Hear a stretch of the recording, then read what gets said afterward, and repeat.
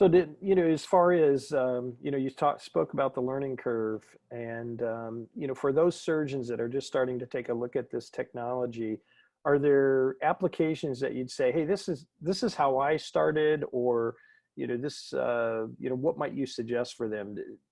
Should they take a look at a certain Yeah, application, or what's yes, yours? absolutely. And I have done all of these, and I would recommend starting with a straightforward lumbar decompressive framinotomy, um, and not one that's horrendously tight, one that you might feel okay with just taking, a few bites with a kerosene and running the ball out. It's a good idea to use it on something easy to just get the feel of it going in and out of the foramen. I would not do one that's horrendously tight the first time. I do now, but I didn't the first time.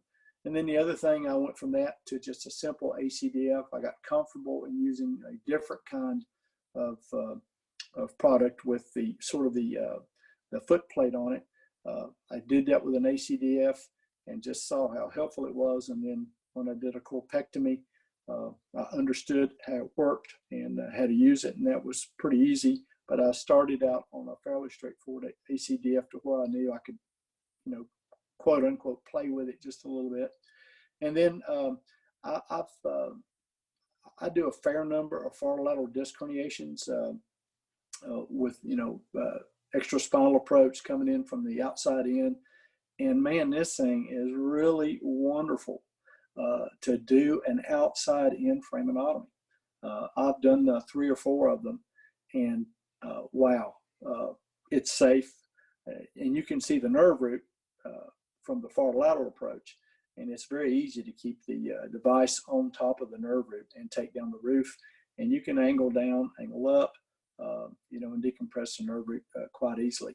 And then the hardest thing that I've done that I recommend that you, after you get some cases under your belt, is taking down posterior osteophytes. Off the vertebra, you have to have confidence in where you have that device placed. Now you're working under the nerve root, and which is technically a little more challenging.